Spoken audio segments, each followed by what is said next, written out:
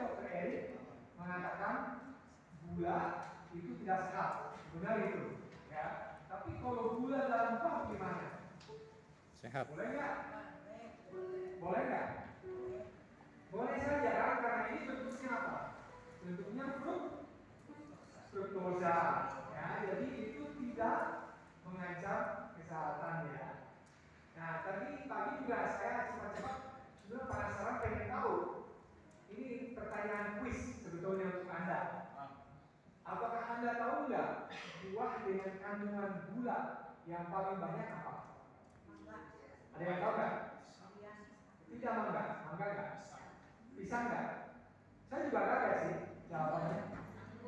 Anggur, betul sekali, anggur. Ternyata dalam setiap 100 gram anggur itu ada 4 sendok teh gula. Ya. Tapi it's no problem ya, karena itu bentuknya buah ya.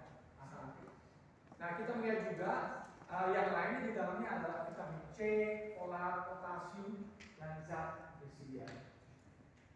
Nah, ternyata ada suatu penelitian di Amerika di Boston University yang menunjukkan bahwa ternyata buah stroberi itu mengandung paling banyak antioksidan dari semua buahnya. Jadi kalau misalnya Anda pengen cek antioksidan yang paling banyak dalam buahnya, inilah buahnya stroberi. Antioksidan itu bagus nggak? Fungsinya penting nggak? Penting. Oh, penting sekali. Nanti kita melihat ya fungsinya untuk apa aja. Ya.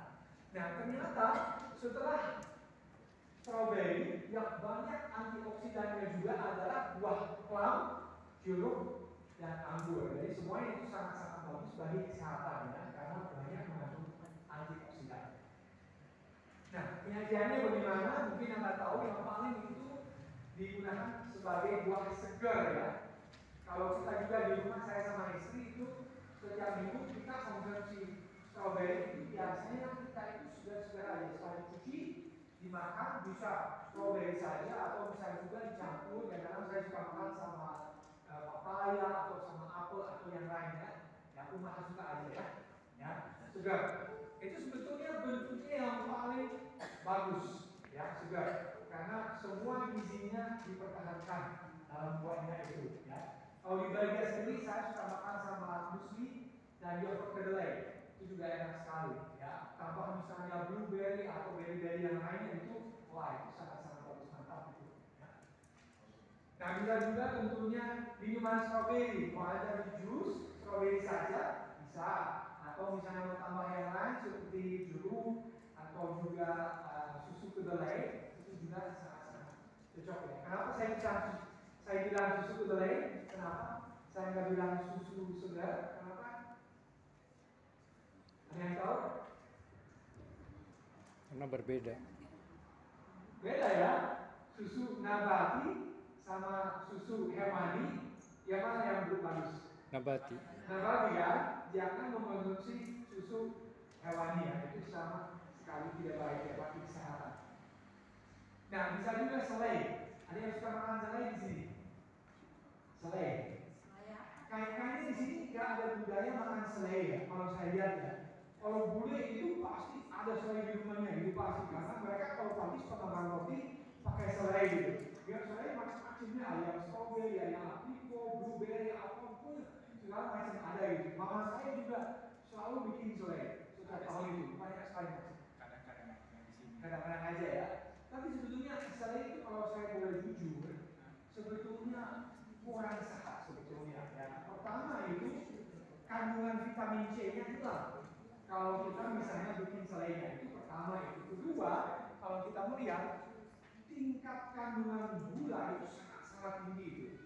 Saya suka lihat kalau mama misalnya bikin selai di Belgia, dia itu satu ketel besar sekali, ya isi buahnya, ya bisa apa aja. Dia tambah itu biasanya antara 1 sampai 2 kilo gula itu. Gula bumi ya. Iya betul, ya kalau Anda bikin selai, kalau nggak pakai gula mungkin susah ya. Ya, jadi memang itu gulanya banyak sekali dan itu memang kurang sehat ya. Ya. Oleh karena itu mungkin sudah tepat ya kalau orang Indonesia memang jarang mengkonsumsi selai ya. Kalau tidak begitu harus ya. kan juga bisa ya. Jadi kalau misalnya kita hidup di daerah yang 4 musim, itu stroberi kalau misalnya musim dingin itu agak sulit ya. Ya, jadi mungkin kalau dibutuhkan setiap tahun ya ada terus-terusan ada ya. Nah, dan gizinya juga biasanya bisa dipertahankan, vitamin C-nya juga tetap ada kalau dibutuhkan. Nah, itu juga cukup bagus. Nah, apa saja manfaatnya? Yang pertama itu menghindari arteriosklerosis. Nah, arteriosklerosis apa itu? Pengerasan pembuluh darah. Penyempitan dari pembuluh darah ya. Nah, itu sebetulnya kenapa ada penyempitan? Kenapa? Ada plak. Kolesterol ya, faktor yang utama adalah kolesterol ya. Ini bahaya nggak sebetulnya? Bahaya. Kalau arteriosklerosis, bahaya nggak? Bahaya. Bisa menyebabkan apa? Stroke. Stroke dan juga serangan jantung. So very dangerous. Nah, antioksidan yang ada di stroberi ternyata bisa menetralkan efek radikal bebas. Tapi bukan artinya kalau kita setiap kali makan stroberi kita bisa lahap apa aja ya makannya. Ya ada orang seperti itu ya. Kalau misalnya dia sakit, dia punya penyakit apa, dia bilang kok saya ada obatnya gitu. Ah tenang aja, saya bisa makan apa aja gitu. Bukan begitu ya. Jadi kita harus makan sehat ya. Nah, kedua juga bisa mencegah hipertensi. Kenapa demikian? Karena dia itu sangat rendah lemak dan sodiumnya dan tinggi potasiumnya yang sangat bagus untuk jantungnya. Jadi ini juga manfaat. Kalau ada yang asam urat, mudah-mudahan tidak ya, karena itu katanya saya tidak tahu perasaannya, tapi katanya tidak enak ya rasanya kalau asam urat. Hidupnya agak menderita ya. Nah, kalau misalnya asam urat itu, ini juga bisa dibantu sama stroberi. Kenapa? Karena dia bersifat diuretik. Diuretik itu apa? Melancarkan ini kencing. Ya, dia itu akan meningkatkan produksi urinnya. Jadi kita akan lebih sering ke kamar kecil ya. Jadi asam uratnya juga akan hilang melalui urinnya. Ya, jadi kita akan kencingin lah. Nah, kalau ada yang konstipasi, susah pedakan, atau juga hemoroid apa ini? Bahasa Indonesia apa? Ambeien atau masir ya. Ya, kalau misalnya Anda juga menderita itu, Anda juga bisa makan stroberi karena serat nabati yang ada di dalam stroberi itu sangat-sangat baik ya. Nah, tentunya saya nggak usah banyak cerita di sini. Kalau misalnya Anda menderita kanker atau misalnya ingin mencegah kanker, ini juga sangat bagus karena antioksidannya begitu banyak. Dan itu tidak hanya stroberi ya, semua berry-berry, mau blueberry, raspberry, framboos, mau apa pokoknya semuanya itu sangat-sangat banyak antioksidan. Oke, nah ini mungkin untuk wanita ya, dua terakhir ini ya, untuk perawatan kulit wajah, ya, itu juga sangat-sangat bagus ya. Kenapa? Karena ada asam alfa hidroksil yang saya apa itu saya juga nggak tahu ya.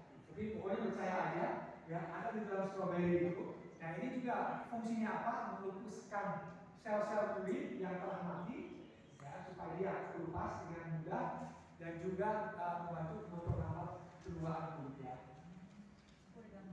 Nah terakhirnya kalau Anda pengen kulit yang halus, Anda membutuhkan apa? Kolagen, dan kolagen ini dibentuk atau dibantu dengan vitamin C-nya yang ada di stroberi. Nah, oke, sekian dulu mungkin dari saya. Tuhan memberkati. Kalau misalnya